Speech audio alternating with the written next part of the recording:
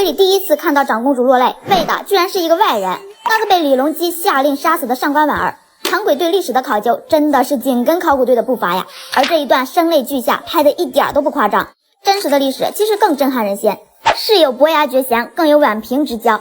唐轨三将太平公主与上官婉儿这段尘封千年的大唐双姝友谊搬到荧幕前，我们才惊觉真实的历史中他们根本不是对立千年的敌对关系，而是从少年就相识的挚友，一个是备受宠爱的公主，一个是心思缜密的四大才女之一。明明对对方是惺惺相惜，却一直被世人误解。潇湘水断，晚未善弃，朱唇冤者岁连城，夫斩宋江皆知，翻译千年万岁，教化宋氏。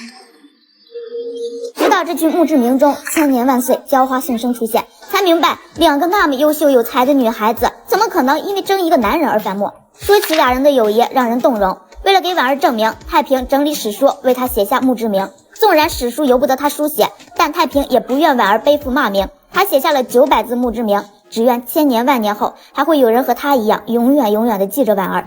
剧中公主额间的梅花桩并非单纯的妆容点缀，而是跨越生死的怀念。史书上记载，上官婉儿因罪受秦刑，为遮盖疤痕自创梅花桩，竟引领宫中潮流，成就红梅宰相的佳话。太平公主在怀念她时而刻意复刻此妆。不仅如此，太平公主将自己的陵墓赠予婉儿，让这位出身罪臣之家、以才华立足的女性得以青史留名，而她自己的尸骨却淹没无闻。在女子无才便是德的时代，他们的友谊无关风月，不涉权越，是两个独立灵魂的相互欣赏与扶持。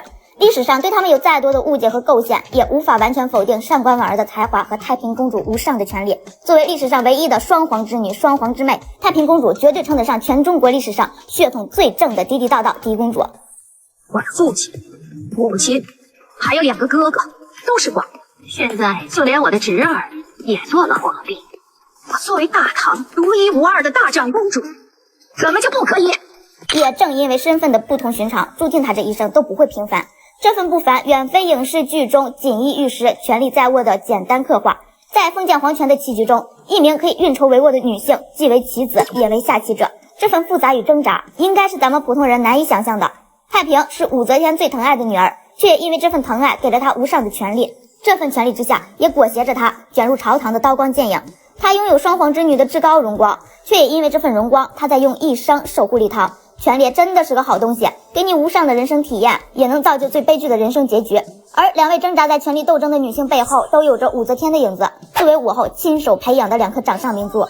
这份培养从来不是简单的赋予权力，而是武则天用实际行动，在那个男权统治的时代里，为女性开辟出一条破局之路，树立了女性亦可掌权的榜样。